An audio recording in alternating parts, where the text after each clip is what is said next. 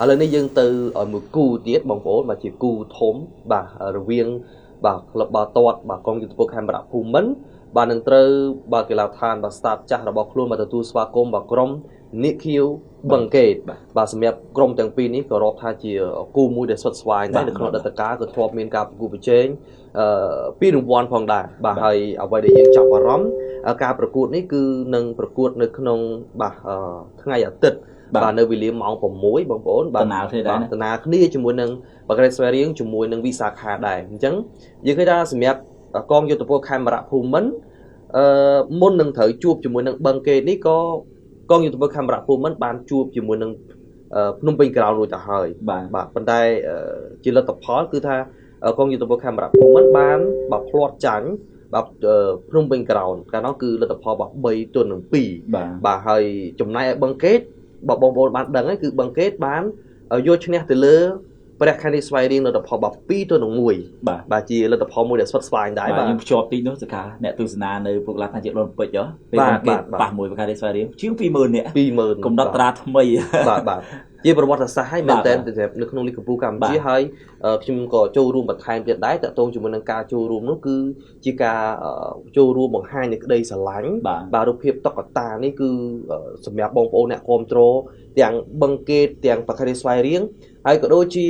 អ្នកគាំទ្រនៃក្រុមជំនួយកម្ពុជាបាទមកចូលរួមគាំទ្រគ្នាដែរពីព្រោះការប្រកួតនេះគឺប្រកួតនៅក្នុងកីឡាដ្ឋានជាតិអូឡ িম্প ពិកដែលក្លឹបបឹងកេតបានយកធ្វើជាកីឡាដ្ឋានម្ដងអាសន្នហើយស្របតាមការអំពាវនាវនោះគឺជាការផ្ដល់នៅគំនិតពីកីឡាករបាទ Charlie Scott បាទ Charlie Scott គឺជាកីឡាករថ្នាលនៃ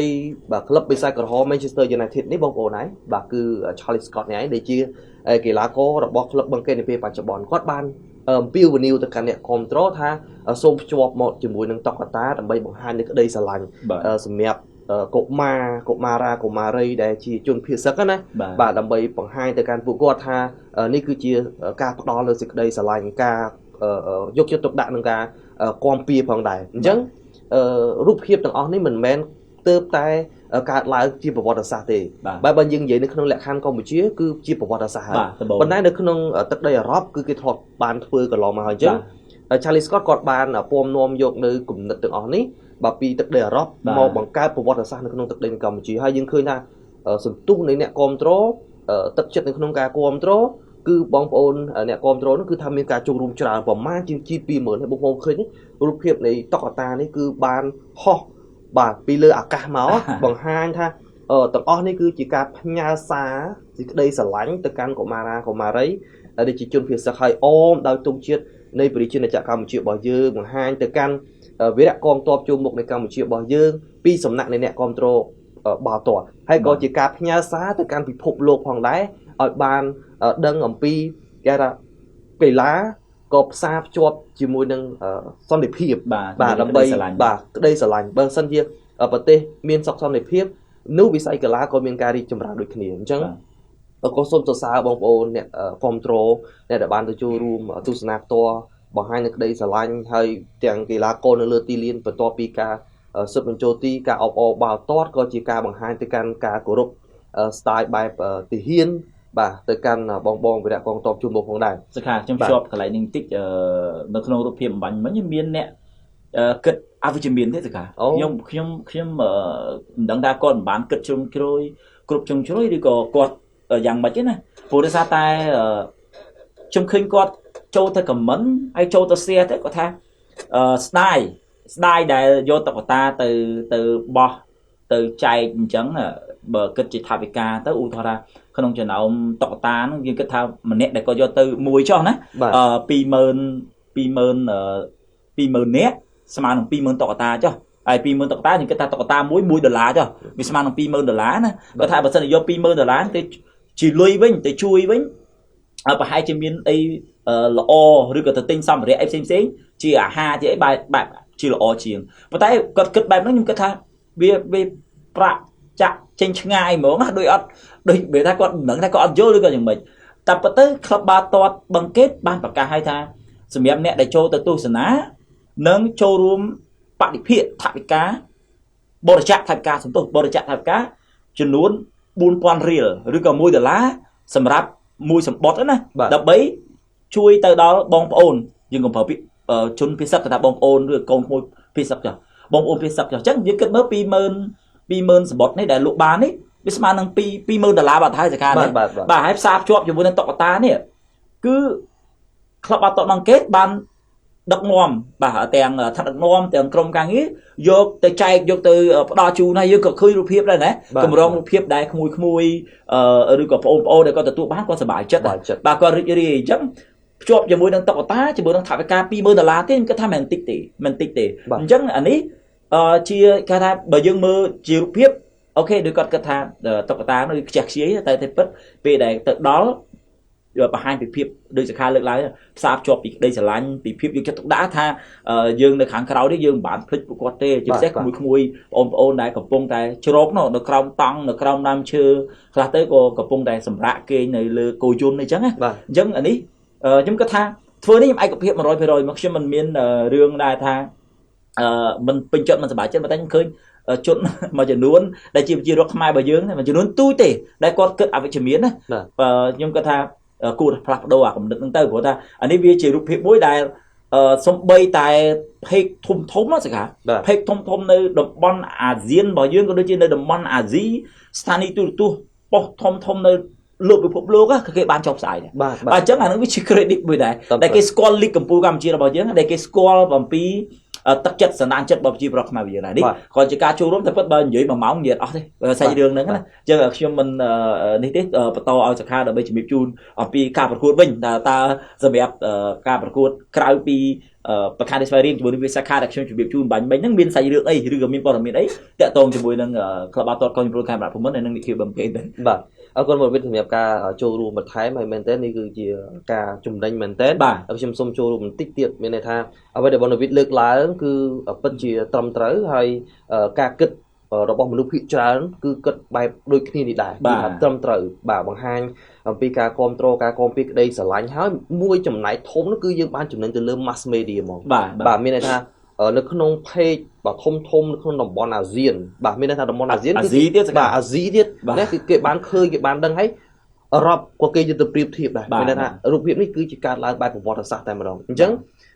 យើងឃើញថាវាជារូបភាពមួយដែលបង្ហាញជាការផ្ញើសារមួយតាមរយៈការផ្ដល់នូវសេចក្តីស្រឡាញ់ប៉ុន្តែជាការបង្កប់អត្ថន័យជ្រាលជ្រៅមែនទែនបាទដើម្បីឲ្យប្រជាជននៅក្នុងពិភពលោកបាទអ្នកគ្រប់គ្រងបាល់ទាត់លើសពីបាល់ទាត់ទៅទៀតបាទលើសពីបាល់ទាត់ទៅទៀតបើយើងគិតណាបើសិនតែគ្រាន់តែក្លឹបបាល់ទាត់ប្រខានស្វ័យរៀងហើយនឹងបឹងកេតគ្រាន់តែធ្វើ poster ឬគ្រាន់តែជាការប្រកាសដើម្បីឲ្យបងប្អូនទៅទស្សនាខ្ញុំគិតប្រហែលអត់សូវមានភាពតាក់ទាញទេប្រហែលអត់សូវមានអ្នកទស្សនាទេសម្បត្តិដែលលោកហ្នឹងក៏មិនបាន20000សម្បត្តិដែរខ្ញុំជឿហ្មងព្រោះថាគ្រាន់តែក្លឹបប្រកាសថាបងប្អូនក៏ទៅជួយទស្សនាទៅជួយគ្រប់គ្រងទៅដូចទៅសុំអញ្ចឹងវាហាក់ដូចជាបាត់ភាពថ្លៃថ្នូររបស់ក្លឹបហើយអញ្ចឹងជាការលើកឡើងរបស់កីឡាករ Charlie Scott នេះឃើញជាតុក្កតាអញ្ចឹងតុក្កតាបងប្អូនមួយចំនួនគាត់ថាដើម្បីផ្ញើក្តីស្រឡាញ់ដើម្បីជាការចូលរួមនេះយ៉ាងហើយណាយើងយកតុក្កតាបានទៅអង្គុយបានទៅកវែងទៅគប់នៅក្នុងទីលានទៅយ៉ាងហើយណាក៏ជួយដែរណាអញ្ចឹងការដែលគាត់យកតុក្កតាទៅហ្នឹងតែជាការជំរុញឲ្យគាត់បានទិញសម្បត្តិក្នុងការទស្សនាតែបើតែអ្នកខ្លះគាត់អត់ចេះទស្សនាបាល់ទាត់ក៏ដោយគាត់ចង់ទៅផ្សារភ្ជាប់មួយរូបភាពបែបហ្នឹងណាសកាបាទអញ្ចឹងអ្វីដែលយើងមើលឃើញនេះគឺជាប្រវត្តិសាស្ត្រមួយបាទសម្រាប់លីកកម្ពុជាកម្ពុជារបស់យើងហើយក៏ជាការផ្ដល់សារបាទដ៏សំខាន់លើសពីបាល់ទាត់ទៅកាន់ពិភពលោកផងដែរបាទយើងត្រឡប់មកការប្រកួតបាទរវាងបាទក្រុមបាទកងយោធពលខេមរៈភូមិន្ទជាមួយនឹងនិគីបឹងកេតវិញបងប្អូនបាទដែលការប្រកួតខ្ញុំសូមបញ្ជាក់ម្ដងទៀតគឺប្រកួតនៅថ្ងៃអាទិត្យបាទទី6ថ្ងៃអាទិត្យបាទម៉ោង6បាទម៉ោង6អាទិត្យស្អែកហ្នឹងបាទថ្ងៃស្អែកនេះហើយអញ្ចឹងតាក់ទងជាមួយនឹងការជួបគ្នាកន្លងទៅយើងឃើញថាក្រុមទាំងពីរក៏ធ្លាប់មានការជួបគ្នាច្រើនតែបើយើងកលែងមកមើលតារាងចំណាត់ថ្នាក់នៃពេលបច្ចុប្បន្នគឺបច្ចុប្បន្នភាពគឺថាបាទកងយោធពលខេមរៈភូមិន្ទកំពុងតែស្ថិតនៅចំណាត់ថ្នាក់លេខ8បាទបងប្អូនឃើញហើយបាទកំពុងតែស្ថិតនៅចំណាត់ថ្នាក់លេខ8ហើយដល់ឡែកក្រុមភ្ញៀវគឺបឹងកេតកំពុងតែស្ថិតនៅចំណាត់ថ្នាក់ top 4បាទចំណាត់ថ្នាក់លេខ4បាទអញ្ចឹងបន្ទុកក៏យើងមើលឃើញថារៀងខុសគ្នាអត់សូវឆ្ងាយទេបាទមិនសូវឆ្ងាយទេបើសិនជាកងយោធពលខេមរៈភូមិន្ទអាចទៅដល់3បន្ទុកបានមានន័យថា17បន្ទុកឡើងទៅលេខ6បាទលេខ6បើមិនសិនបើហូបច្រើនគ្រាប់ បើសិនតែហូបច្រើនក្រោយអាចលេខ6ព្រោះសារតែមួយកំពុងនេះបាទគេជពាក់តែ3គ្រាប់ទេបាទអញ្ចឹងយើងឃើញថានេះគឺជាការប្រកួតមួយដែលស្វិតស្វាញដែរក្រុមទាំងពីរធ្លាប់មានការជួបគ្នាច្រើនហើយយើងនិយាយពីការប្រកួតលើកចុងក្រោយទៅចុះកាលពីថ្ងៃទី14ខែ9 2025ដែលកាលនោះគឺប្រកួតនៅក្នុងទឹកដីរបស់បឹងកេតដែលកងយោធពលខេមរៈភូមិន្ទបានស្មើគ្នាបើលទ្ធផលបាន1-1អញ្ចឹងមានន័យថាក្រុមទាំងពីរបើយើងនិយាយទៅកម្រិតនៃការលេងគឺស្វិតស្វាញដូចគ្នាល្អដូចគ្នាបាទទាំងកងយោធពលខេមរៈភូមិន្ទនិងបឹងកេតបាទអញ្ចឹងការជួបគ្នានេះគឺនឹងត្រូវប្រកួតនៅកីឡាដ្ឋានបាទស្តាបចាស់របស់កងយោធពលខេមរៈភូមិន្ទបើយើងមើលពីតារាងចំណាត់ថ្នាក់គឺយើងគិតថាបឹងកេតក៏មានភាពល្អប្រសើរហើយការប្រកួតចុងក្រោយគឺបឹងកេតក៏បានយកឈ្នះទៅលើបាខេរីស្វាយរៀងក៏ជាក្រុមនៅកម្ពុជាតារាងបាទហើយអ្វីមួយផ្សេងទៀតយើងឃើញថាតាក់ទងជាមួយនឹងការត្រៀមខ្លួនខ្ញុំគិតថាក្រុមម្ចាស់ផ្ទះក៏អាចត្រៀមខ្លួនបានល្អដែរបាទអាចនិយាយថានៅក្នុងដីស្រាប់ក៏ត្រៀមខ្លួនបានល្អនៅក្នុងការប្រកួតដើម្បីដណ្ដើមយក3ពិន្ទុពីក្រុមភ្ញៀវបឹងកេតបាទយ៉ាងណាមានតែរងចាំតាមដានការប្រកួតជាក់ស្ដែងនៅថ្ងៃអាទិត្យបាទនៅវេលាម៉ោង6បាទហើយសម្រាប់បងប្អូនអ្នកដែលគ្រប់គ្រងកងយោធពលខេមរៈភូមិន្ទក៏អាចចូលរួមនៅក្នុងការបញ្ចេញមតិយោបល់បាទតាក់ទងជាមួយនឹងការលេងដូចជាទម្រង់លេងដូចជាលទ្ធផលផងដែរហើយអ្នកគ្រប់គ្រងអ្នកឃីវបឹងកេតក៏ដូចគ្នាតែគាត់ថាអ្នកឃីវបឹងកេតបាទអាចឆក់3ពិន្ទុពីក្រុមម្ចាស់ផ្ទះឬក៏ក្រុមទាំងពីរនេះគឺគេចែកគ្នាម្នាក់1ពិន្ទុបាទខ្ញុំចាប់អារម្មណ៍ការប្រកួតរបស់ក្លឹបបាល់ទាត់កងយោធពលខេមរៈភូមិន្ទណាពេលប៉ះជាមួយនឹងភ្នំពេញ Ground ណាសប្តាហ៍មុនល្អមើលសកា Ground ហូបតែមួយគ្រាប់ទេ 3-2 ប៉ុន្តែអ្វីដែលខ្ញុំបានទស្សនាគឺអ្នកចាំទីបាទអ៊ុំសេរីរតពេលដែលគាត់ត្រឡប់មកខ្លាចជាអ្នកចាំទីដៃទី1របស់ក្លឹបបាល់ទាត់កងយោធពលខេមរៈភូមិន្ទវិញណាគាត់គឺជាអ្នកសង្គ្រោះបាល់បានច្រើនមែនទែនបាទកាលពីសង្គ្រោះបាល់នៅសប្តាហ៍មុនហ្នឹងរហូតដល់7ដងដែលជាគ្រាប់បាល់គ្រប់គ្រងថ្នាក់បាទក្នុងហ្នឹងទី Cambodia Premier League ក៏បានប្រកាសដែរថាអ៊ុំសេរីរតហ្នឹងឯងដែលជាអ្នកចាំទីដែលសង្គ្រោះបាល់បានច្រើនជាងគេហើយសាច់បាល់ពេលដែលចុងតង់ទី2ខ្ញុំឃើញហើយអារម្មណ៍របស់លោកគ្រូភីសិភត្រាគឺថាគាត់រត់ថើគាត់សង្គ្រោះមែនតើណាព្រោះថាតែគាត់សឹងតែមានឱកាសតាមស្មើទៅហើយប៉ុន្តែយ៉ាងណាមិញភ្នំពេញ Ground នៅតែធ្វើបានល្អបាទនៅតែធ្វើបានល្អអញ្ចឹងខ្ញុំគិតថាការជួបគ្នា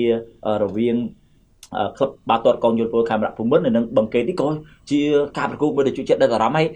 បងប្អូនអាចទៅចូលរួមទស្សនាបានដូចគ្នាសម្រាប់អ្នកដែលគ្រប់គ្រងក្លឹបទាំងពីរសកាដោយសារតែការវិភាគនៃការប្រកួតវាជាន់គ្នាអញ្ចឹងអ្នកគ្រប់គ្រងក៏អាចពិបាកក្នុងការបែងចែកអារម្មណ៍បន្តិចនៅក្នុងការទស្សនាបាទអញ្ចឹងអរគុណបងប្អូនដែលតើទៅជាមួយនឹងការប្រកួតបាទនៅថ្ងៃអាទិត្យបញ្ជាក់ជូនម្ដងទៀតបាទគូទី1គឺបខារេស្វាយរៀងនឹងត្រូវជួបជាមួយនឹងវិសាខាបាទនៅវេលាម៉ោង6នៅឯពហុកីឡដ្ឋានជាតិមរតកតេជោហើយគូមួយគូទៀតគឺរវាងកងយោធពលខេមរៈភូមិន្ទនឹងត្រូវបើកីឡដ្ឋានបាទស្តាតចាស់របស់ខ្លួនមកទទួលស្វាគមន៍បាទក្រុមលីឃីវបឹងកេតនៅវេលាម៉ោង6ដំណើរគ្នាអញ្ចឹងបងប្អូនអ្នកដែលគ្រប់គ្រងបាទទាំងបខារេស្វាយរៀងក៏ដូចជាវិសាខាកងយោធពលខេមរៈភូមិន្ទនិងបឹងកេតក៏អាចទៅចូលរួមទស្សនាហើយ